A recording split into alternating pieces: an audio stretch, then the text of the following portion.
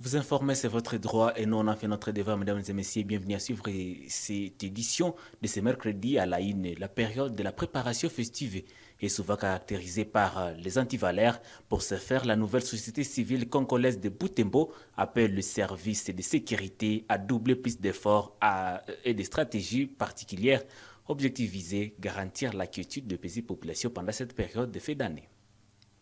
Au moins 14 civils, dont 5 femmes, ont été libérés par les rebelles ADF ce vendredi 13 décembre 2024 au nord-ouest d'Eringeti, dans le groupement Bambouba, Kisiki, secteur de Benimba ou en territoire de Beni. Un déplacé n'est pas quémandeur. Un déplacé a besoin seulement d'un travail pour subvenir aux besoins familiaux. Dans ce journal, nous allons accueillir Mme Masika Kahindo Marie-Jeanne, présidente de l'ISPRO, une organisation qui plaide en faveur des déplacés de guerre. Bonsoir, je l'ai annoncé au sommaire, la période de la préparation festive est souvent caractérisée par les antivalaires. Pour ce faire, la nouvelle société civile congolaise de Butembo appelle les services de sécurité à doubler plus d'efforts et de stratégies particulières. Objectif visé, garantir la quiétude de paisibles populations pendant cette période de fin d'année. Maître Katembo Mirembe, son coordonnateur, a lancé ce message au cours d'une interview accordée à la Touambiane Télévision jeudi 12 décembre 2024. Georges Lomba l'a rencontré. Voici son rendu. Rencontré dans son cabinet situé sur l'avenue du marché Kitsuku, au centre-ville de Butembo, notre source a tout d'abord avancé que les moments de fête d'année ont toujours été caractérisés par l'hémorragie sécuritaire dans plusieurs coins de la ville. Maître Katembo Mirembe souhaite que les services de sécurité travaillent en communion avec la population. Et si il insiste sur la question de la rigueur à l'appareil judiciaire, à quiconque qui sera appréhendé à vouloir inquiéter la population. Les services de sécurité qui ont la sécurité dans leurs mains doivent répondre en temps utile et en urgence à toutes les alertes qui sont remontées par la population civile qui est au zénith, qui est en alerte, qui une fois il y a un mouvement suspect, où il y a des personnes suspectes, où il y a des cas de tentatives de cambriolage, une fois il y a alerte, nous invitons les services de sécurité de se disponibiliser afin d'apporter une réponse urgente à toute alerte qui est remontée par la population civile. Autant nous demandons aux services de sécurité, une fois ils pourront mettre la main sur des criminels ou des personnes qui veulent porter atteinte à la quiétude de la population. Nous leur demandons de ne pas les relâcher sans aucun procès et que donc nous invitons les services de sécurité au travers de la police, services de renseignement, ANR et j'en pense, une fois ils arrêtent, ils doivent déférer urgemment ces délinquants devant ce juge naturel afin qu'ils puissent subir la rigueur de la loi. Katembo Mirembe évite à cette occasion la jeunesse à s'incliner au travail pour ne pas tomber dans les antivalaires des fêtes d'année. Et c'est biblique que l'homme mangera à la sueur de son four. Et que donc, nous devons appeler les jeunes au travail. Et que nous devons manger ce que nous avons trouvé. Et cela, c'est un appel à ne pas se lancer dans des choses de luxe alors qu'on n'a pas de moyens. Chers parents, chers jeunes, ne cédons pas au suivisme ou ne cédons pas à la flatterie, ne cédons pas aux choses là qui se voient être des choses bonnes alors que c'est pour ruiner la vie des gens. Soyons satisfaits des paix que nous avons, des paix que nous gagnons. Avec ça, on peut fêter paisiblement, sans pour autant être tenté de soustraire les biens appartenant à autrui, car là vous allez tomber dans votre propre piège qui vous amènera à la prison. Rappelons que des bandits non autrement identifiés avaient cambriolé des boutiques au cœur de la ville de Butembo la nuit du mardi au mercredi 11 2024. Ces civiques avaient emporté des billets de valeur. La guerre du M23 RDFC contre l'armée loyaliste de la RDC et ses alliés a déjà occasionné l'afflux de déplacés en ville commerciale de Butembo, à encore l'intégration sociale pour la promotion des nécessités ISPRON. Au moins 3160 ménages ont fui leurs milliers respectifs à cause de la guerre. Dans une interview exclusive accordée à la télévision touambienne ce vendredi 13 décembre 2024, la présidente de l'ISPRON se désole de cette nouvelle vague de déplacés qui vient s'ajouter à d'autres nécessités à Butembo. Madame Masika Kahindo Marie-Jeanne indique que ces déplacés de guerre ont besoin de soutien de la population en fait de voler à la rescousse et aussi de se déprouver. Vous l'écoutez. Ces derniers temps, Butembo regorge les déplacés de guerre qui viennent d'ici du territoire, de Lubero, de Ruchuru. Les autres viennent de Mangurejipa, de Cantine, de l'axe Ituri, Beni, vraiment. Les déplacés sont très très nombreux.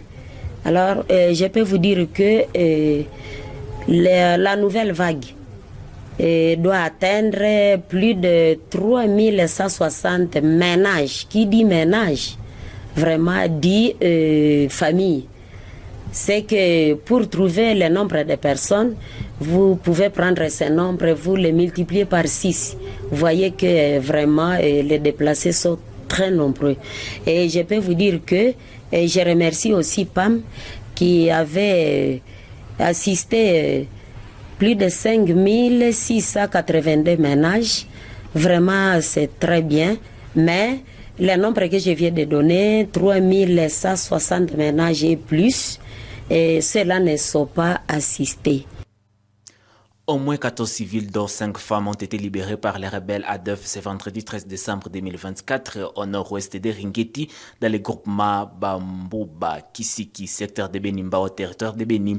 Selon les notables de ces villages, cette libération a été possible grâce à la pression exercée par la force conjointe FARDC UPDF face à ses ennemis de la paix.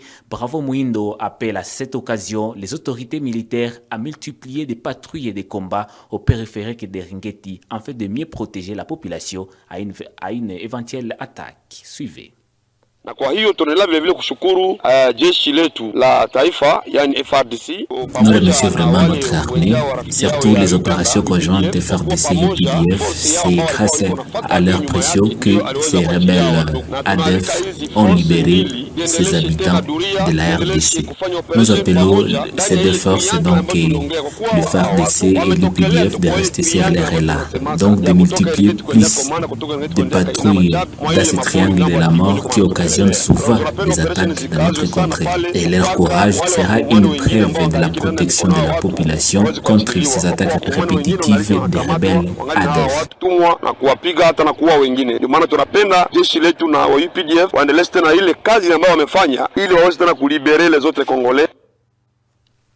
Toujours dans le même chapitre, les rebelles ADF ont signé une incursion à Ambolé, village situé à une trentaine de kilomètres au sud-ouest de Mangrojipa, groupement Barenje, secteur de Bapéré, le matin de ce vendredi 13 décembre 2024. Selon la société civile, le bilan de cette attaque fait état de civils portés disparus par des ADF. Cette structure citoyenne appelle les opérations conjointes FARDC UPDF à redoubler plus d'efforts contre l'ennemi. Suivez Kakule Kaeni, président de la société civile Forces vives du secteur de Bapéré.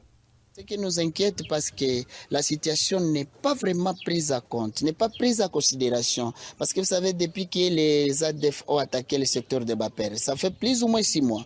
Et jusque-là, il n'y a, je dirais qu'il n'y a pas assez, il n'y a pas de résultats convaincants qui peuvent convaincre la paisible population et prouver réellement que tel bastion, telle part on a tiré, voici les images comme ce qui se passe à Beni.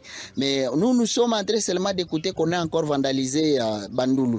Bandulu était garni de militaires, mais on a vandalisé, il y a des maisons qu'on a vandalisées, il y a des hôpitaux là-bas. Et alors, c'est cette, nous pensons bien que c'est cette même ligne, comme Bandulu Ombole, c'est dans les mêmes logiques, dans les mêmes ancles, et que peut-être ces ennemis venaient encore d'attaquer. Pour dire que, en tout cas, nos forces doivent prendre cette situation à main pour que, en tout cas, la paix revienne dans notre entité. Parce qu'on a toutes les forces ici. Et d'ailleurs, du passage du général, il nous a confirmé que bientôt va lancer les opérations de grande envergure. Où sont ces opérations de grande envergure que la population doit témoigner que voici les opérations, au lieu de chaque fois encore massacrer la paisible population Bandulu. On a tué ici à quelques kilomètres, on avait tué encore les gens quand les forces sont concentrées ici. Donc, j'appelle la population à ce que nous puissions rester dans ces mariages civilo-militaires, la collaboration pour que les choses marchent et que la paix revienne et pour que la population s'y constate les vrais résultats des attaques dans les secteurs de Bapere. Toujours en territoire de Lubero, justice populaire au quartier Matongo, à secteur de Bapere, une maman soupçonnée d'être de mèche avec les ADF a été brûlée vive par les jeunes en colère autour de 20h du jeudi 12 décembre 2024. Les sources fiables de la société civile, Forces Vives, renseignent que la victime inconnue dans le milieu a été arrêtée à Ntembe par le Wazalendo basé sur place. L'armée a tenté de sauver la victime, mais les efforts n'ont pas abouti. La société civile condamne cet acte de justice populaire. Vous écoutez Kakule Kaini, suivez. D'ici jusqu'à Katanga, où il y a une position bien sûr de nos forces, on l'a remis là-bas, on l'a amené. En tout cas, cette dame aussi n'était pas bien protégée. Parce que si la dame était protégée, il y a une position de IPDF. Devrait diriger aussi la dame dans une position IPDF au lieu de l'amener dans une communauté très frustrée, très rouge à colère, partant de tout ce qui s'est déjà passé dans les zones, dans les secteurs de Bapere. En tout cas, nous avons compris que de part et d'autre aussi, il y a eu quelque chose qui n'a pas été bon. Et nous avons perdu, il y a la justice populaire qui a causé la mort. Et on a brûlé vif cette maman. Automatiquement, quelque chose nous avons condamné. C'est pourquoi nous appelons la communauté, la population, à ne pas se livrer à des justices populaires parce que ce sont des actes qui sont condamnés.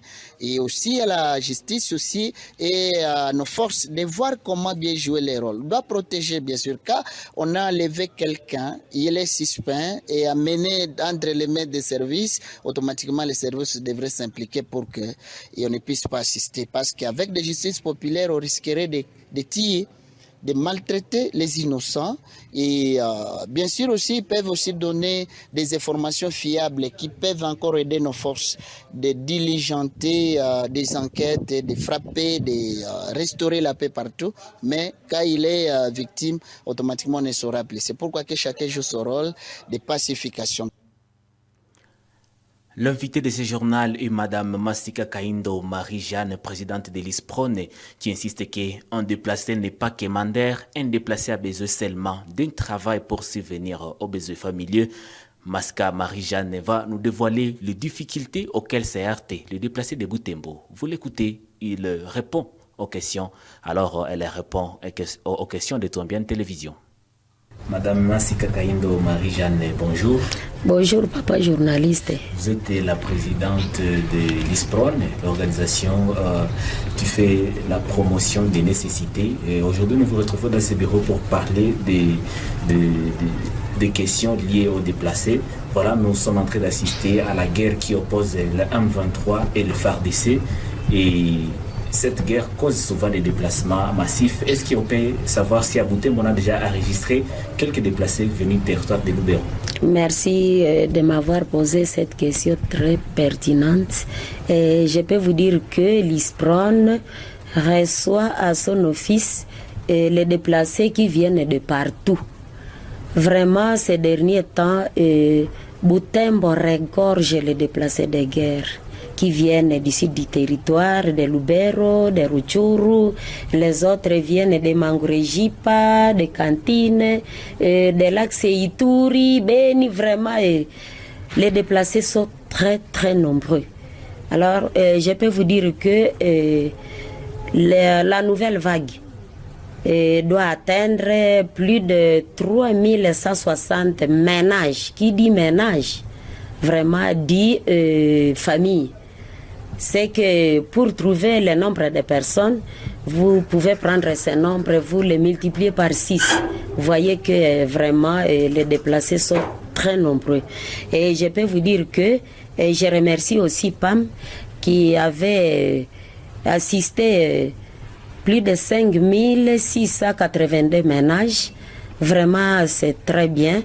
Mais le nombre que je viens de donner, 3160 ménages et plus, et ceux-là ne sont pas assistés. 3160 et ça doit dépasser, puisque ces 3160 ménages, ce sont ceux-là qui ont déjà suivi les normes. Puisque quand nous recevons les déplacés à Butembo, nous devons leur dire de s'enregistrer d'abord auprès des chefs de cellule. Après les chefs de cellule, ils doivent monter chez les chefs de quartier. Et ce sont les chefs de quartier qui nous les recommandent. Alors, il y en a d'autres qui viennent vers jusqu'à notre bureau. Alors, s'ils n'ont pas des recommandations des chefs, nous les remettons à la maison pour qu'ils puissent aussi suivre la même procédure que les autres. C'est que nous enregistrons les vrais déplacés. Alors, nous réunissons les déplacés chaque mardi au flambeau de la cathédrale. Chaque mardi à partir de 11h. C'est pour leur montrer comment ils doivent vivre à Butembo. Puisque ceux-là qui étaient venus bien avant, ils avaient l'habitude de quémander, sillonner toute la ville en train de quémander. Vraiment aussi les petits-enfants ont déjà eu l'habitude de quémander aussi, chercher de l'argent. Ça, c'est une bombe à retardement. Nous voulons que nos chrétiens de Butembo, toute la population de Butembo, qu'ils disent à se déplacer quand ils sillonnent là-bas, qu'ils disent à se déplacer de venir travailler. Il faut qu'on donne des occupations pour que chacun puisse s'auto-prendre à charge. Merci beaucoup alors pour cette question de déplacer, qui est demandée partout. C'est une question qui cartonne actuellement. Alors, on peut savoir pourquoi les enfants, on les voit aussi en train de quémander. Ce sont leurs parents qui l'orientent dans ces comportements ou bien ça dépend aussi de l'ISPRON? Ce sont les parents qui les envoient dans différents milieux pour qu'ils puissent chercher quelque chose à mettre sous la dent. Et d'autres enfants aussi se permettent aussi d'aller chercher de l'argent. Alors ces comportements-là, quand un parent voit son enfant aller quémander, ça signifie qu'il a manqué le travail ou bien c'est une sorte de la paresse? C'est pour manquer des occupations et les autres sont aussi des paresseux. Il y en a ceux-là qui étaient habitués à faire des boulots et ceux-là qui avaient l'habitude de consommer quelque chose ça qu'on puisse travailler. Et la Bible même nous dit que si vous ne travaillez pas, il ne faut pas manger, ne donnez pas à manger aux paresseux.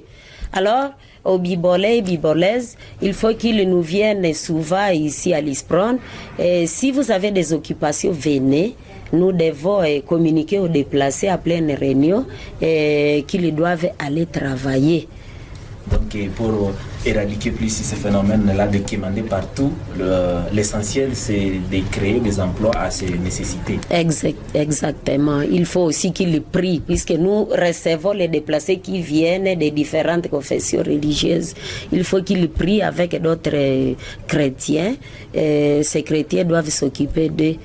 Chez nous, là-bas, vraiment, les déplacés qui sont là n'ont pas le temps d'aller quémander, puisque vraiment nous nous occupons d'eux sérieusement. Alors, tous les déplacés réunis dans l'ISPRON, est-ce qu'ils ont actuellement tous les occupations? Non, les occupations manquent. Mais nous sommes en train de les orienter, nous sommes en train d'apprendre quelques activités génératrices de revenus. Il y en a quelques-uns qui sont déjà habitués à fabriquer du savon, par exemple. Les autres vendent du fourrage, les autres fabriquent du jus, et ainsi de suite. Et il y en a ceux-là aussi qui sont en train d'apprendre à confectionner les habits. Nous les initions aussi à faire des plates-bandes pour planter des amarantes, et ainsi de suite. C'est pour qu'ils ne commandent pas. Merci beaucoup. Alors, on va s'intéresser plus sur l'éducation des enfants déplacés. Est-ce qu'il y a encore un problème là-dessus? Oui, il y en a les déplacés qui étudient dans des écoles publiques, là où il y a la gratuité. Mais il y en a aussi les élèves, quand il manque la place dans des écoles publiques, on doit aussi les orienter dans des écoles privées, là où on demande quelque chose. Et la gratuité, là, ça se limite au niveau de l'école primaire. Mais aux écoles secondaires, là, vraiment, il y a des fois où les enfants viennent aussi nous dire qu'ils sont refoulés des écoles. Mais il y a aussi notre préfet de Bonangue qui est ici à côté de vous. Il nous avait demandé de lui donner 100 élèves de l'école secondaire. Cette année, ces élèves qui suivent les cours dans son école étudient gratuitement. Merci beaucoup. Alors, d'ici quelques matins, nous allons assister à 2 fêtes de l'année, fête de Noël et de Nouvel An. Qu'est-ce que vous pouvez envoyer à la population pour que aussi les déplacés profitent aussi de fêter? Merci beaucoup, papa journaliste. Vous qui vilipendez au créneau, dites à tout le monde de songer aux déplacés. Il faut que les gens ne mangent pas seuls, surtout que les autres aiment prendre la bière. Qu'on ne prenne pas 10 bouteilles, soit 6 bouteilles, au moment où les déplacés vraiment souffrent. Il faut qu'ils puissent aussi amener quelque chose à ces déplacés qui n'ont pas eu la chance d'être assistés par PAM. Madame Sika Kaindo Marie-Jeanne, merci d'avoir répondu à nos différentes questions. Je vous remercie aussi, papa journaliste. Merci. Assemble et combattons la misère et d'ici la devise de l'ISPRON, mesdames et messieurs.